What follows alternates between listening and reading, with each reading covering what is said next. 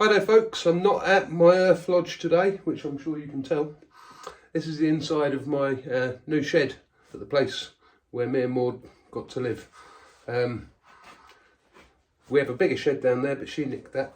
But I've got to give the lady some space to do some crafting as well. However, the one thing that I needed from this particular building was this bit of kit, the bandsaw. Because when I get a really nice piece of use, splitting it, which you can do, can sometimes be extremely wasteful. So I find that cutting it on the bandsaw is the way to go, because technically I should be able to get 4 bows out of here. This is not just any old bit of wood. Let me really show you what I've got in my hands. This is about the straightest piece of yew you'll ever lay your eyes upon, and it's not free. So as far as making bows go, that is a contender.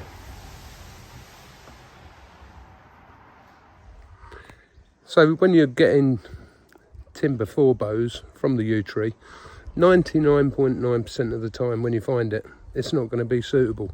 I can show you what I mean, because in the garden here we do actually have some English yew. This is what I'd describe as an ornamentally placed yew tree. And if you get right in there, you'll start seeing these branches. Now them boughs would actually make reasonable bows, but they're staying where they are.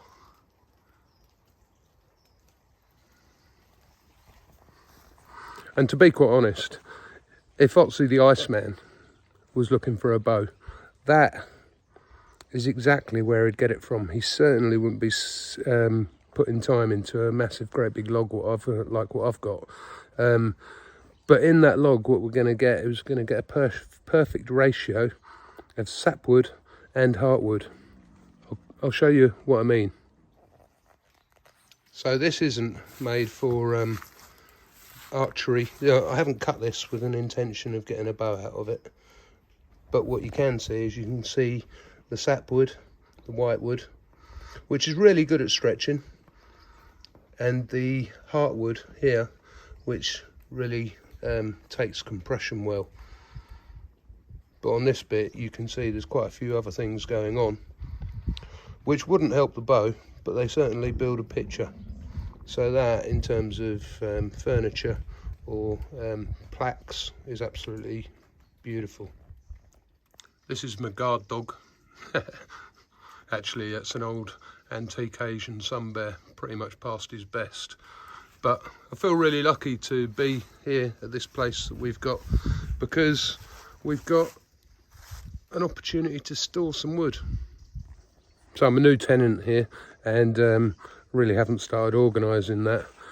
But wood comes and goes, and what you find is you can't just go down to your local shop and buy a piece of wood like what I'm talking about.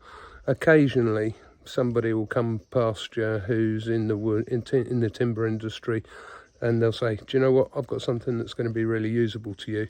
And that's when, you know, they might have chopped a tree down and you get to fill up some of your storage, but you might wait 5, 6, 10 years for it.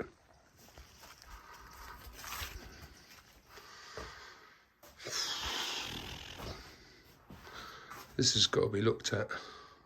It's got to be explored and examined, because in the period that I've been seasoning it, the odd crack has appeared like this.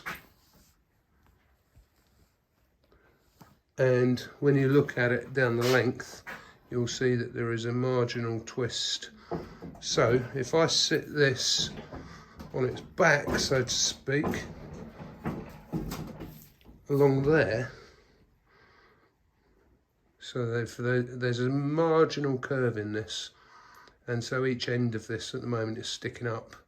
That makes that, the bit you're looking at now, the most prime optimal place to get the bow from.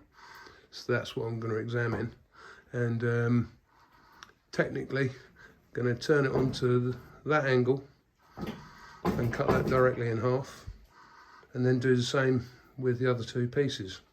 and we should have 4 staves.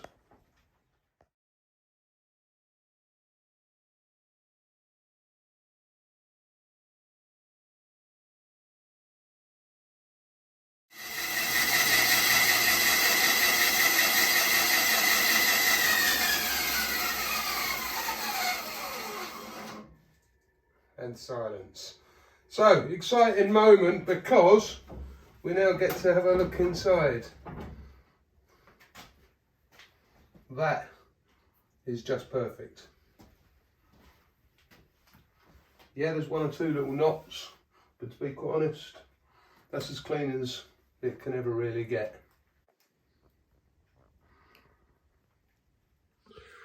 Good stuff, eh? Every day's a school day. Have a nice day.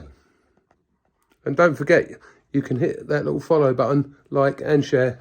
Get the word out there. I'm doing interesting posts and giving you something to watch. Cheers, guys.